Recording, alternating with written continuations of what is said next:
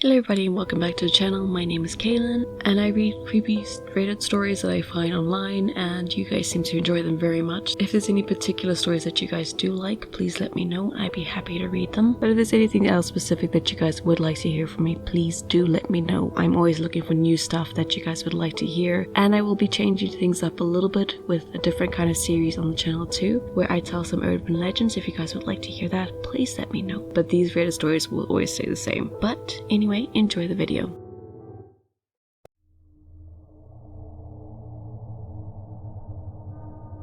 Never saw anything like it again, but have been down paths several times since. Me and my uncle pulled in at 11:45 one night in October and parked next to the gated in a smaller baseball field by the river and started walking towards the main path. Backstory on this ghost, quick as far as I know, he would check on the graves back in the 1800s at the mini graveyard that we are now walking in the opposite direction of, because we saw his lantern from deep in the woods driving in, and then he died. So as we are walking towards the path in between the two trees at the beginning, he is standing there, an outline of a human being, divine orange light covering his entire body, no more lantern. My uncle kind of left me in the dust, running away. I was awestruck and looked for as long as I could until the fear washed over me when he started walking forward, and I immediately ran to the car, and my uncle took the long way out. As we left, I saw him in the rearview mirror. Also, as we left, two women with strollers were walking into the park, and I asked my uncle if we should warn them, and he shouted no. I was always puzzled by that, but now started to wonder if they were a trap or a ghost as well, because there was nearly 12 at that point. I want to know if anybody's seen anything like this, because I cannot really explain this to people.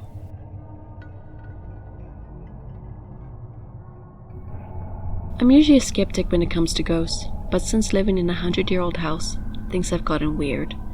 I've gotten used to the bumps and shadows, but one night, things got super spooky. My wife was sleeping and I was laying in bed in the dark, reading a book on my phone. Suddenly, the dogs began barking and I hear a series of thuds against the floor, as if someone was walking down the hall with work boots on. My wife must have heard it too, because she lifted her head and asked what it was. We fell silent again. It sounded like as if someone took 3 slow steps towards the hall.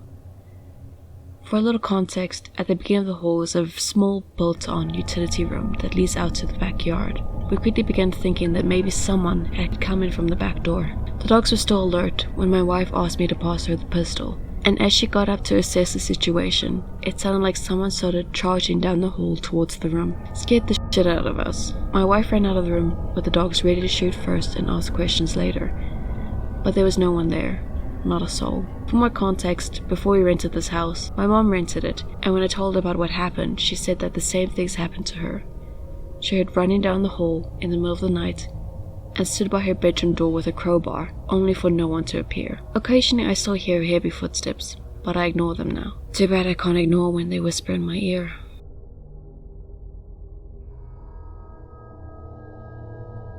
The story has been in my head for a while, but it has also been over 5 years since this has happened.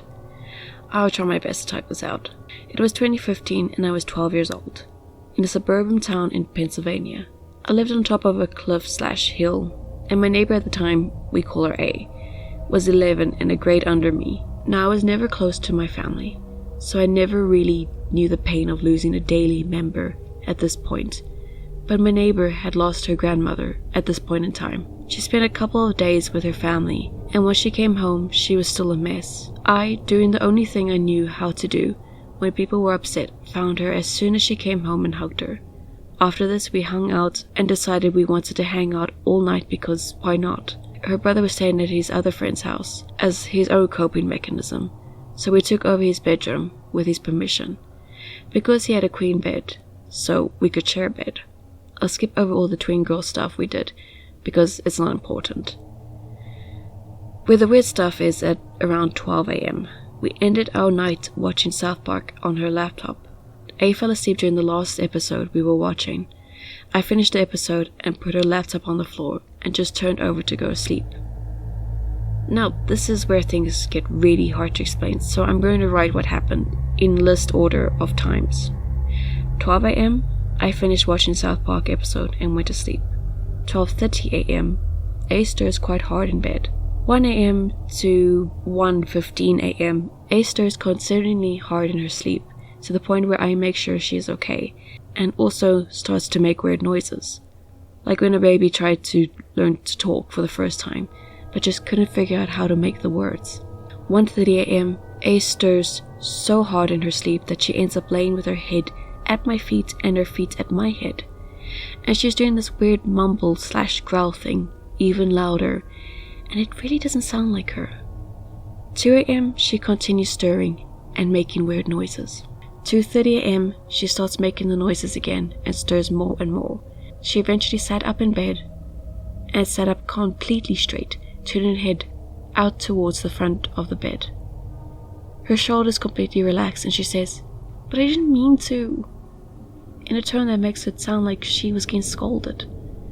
She lays down while swinging her legs completely straight out and laying down perfectly as if someone was placing down a doll. I, freaking out, turned to look to see what she's looking at. When I turned, I saw a figure of a woman that was just pure white. I didn't get a long enough look to be able to make out features, but I saw something. Now, this figure thing was not in front of a window, mirror, or any sort of light.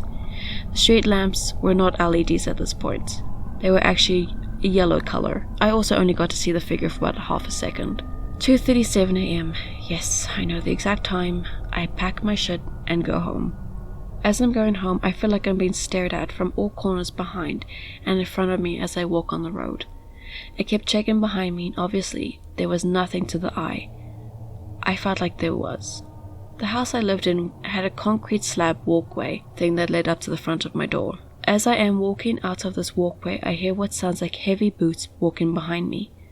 I remember pausing and trying to let my brain figure out if it was my steps or something else. As I walk faster, so do the sounds of steps behind me. Once I got to my door, they stopped. The next day I told my neighbor about this, and there was no explanation for this experience. My family tells me that I saw nothing. What I heard was just simply sleep talking, even though she had no prior experience with it, and also that her stirring was just normal. About weeks after this happened, I spoke about it to A again, and her exact sentence to bringing it up again was, "Oh yeah, it was my grandma. She visits me in my sleep now." Now that is kind of explained, let's get back to the feeling of being watched while crossing the road.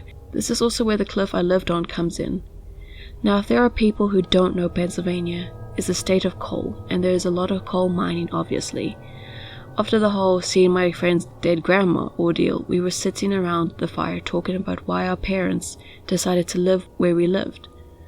So we simply asked them, and one thing that really sticks out in the conversation is the risk factor of living where we lived.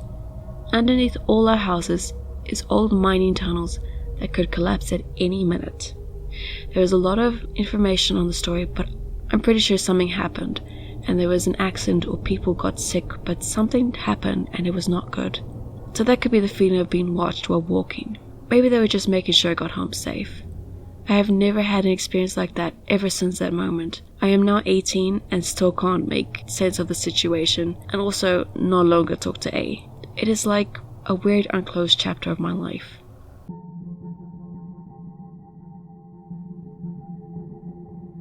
When I was a kid, 6 or 7, my mom moved us into an apartment which had been an old home converted into apartments.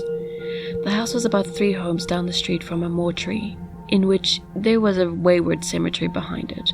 That's another story. So when we first moved in, I think everything was fine, but eventually my mom's bedroom door would swing open and slam shut and repeat. My mom told me that it was something wrong with the hinges of the door, which caused it to do that. My gut always told me different. Some days it would open and shut here and there, but there were some nights it would go wild. Fast forward, I didn't want to sleep in my room because I always saw the silhouette of a person in my doorway, just looking at me. I'd be literally frozen. One specific thing that happened to me that I know for sure I will never forget is that one day my grandmother was babysitting me and she told me not to run in the house. She let me inside to go sit on the porch, so I decided to go fill my water gun and join her. I went to the kitchen, which, if you can picture, there was a straight shot from the back of the apartment to the front door with no obstructions, a sprinter's dream. The setup went like this. starting at the back of the apartment. 1 kitchen, 2 dining room, living room/door, just wide open space. I filled my water gun and took off full speed. As soon as I hit the living room, I was pushed and held down. I screamed, but nothing would come out. It felt like I was glued to the floor for hours. I couldn't hear anything, I couldn't move, nothing. It felt like sleep paralysis, except I was fully awake. I honestly don't know how long I was on the floor, but 1 minute sound didn't exist, and the next it was like someone turned the volume of the universe up to the max as my grandma walked in the door. The look I gave her had to be wild because I was so confused. I asked her if she heard me screaming, and she looked at me like I was crazy and said no. I ended up telling her what happened to me, and she sternly told me not to run around in that apartment. That night when my mom got home from work, I heard her mention how, you know that man that killed his wife and hung himself in your bedroom doorway? And that's why it keeps opening up, and now she is feeling and seeing things. My mom began letting me sleep with her or on the couch. A neighbor said that one time she locked the front door, which was a chain lock, deadbolt, and bottom lock. It was midday and she went to take a shower. When she got out, the front door was wide open. I still tried to research the home and overall the area, but I always come up empty. This happened in Salem, NJ.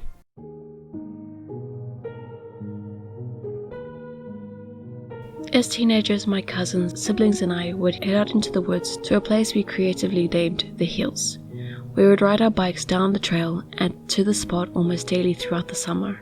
For some reason, this particular time, we had walked instead.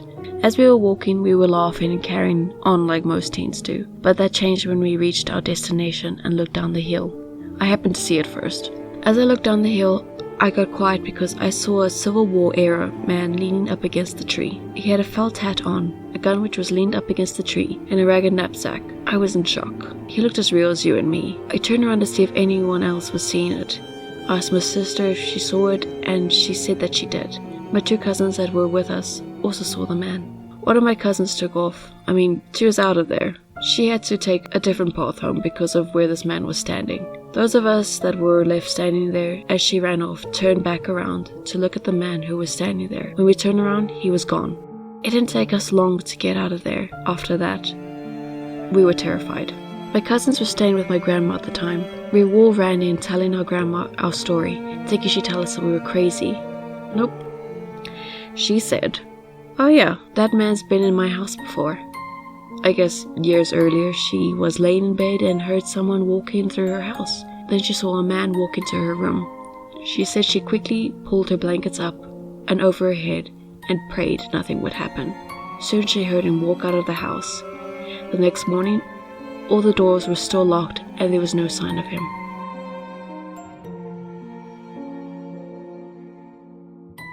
Summer college student, 18 female, and all the residential areas on campus have a different name: Highland, Park, Historic, and North. I chose to live in the Historic District because it was the one with the most greenery.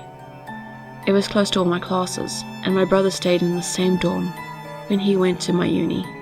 I live on floor 303 at my dorm, and I noticed something really odd shortly after moving in.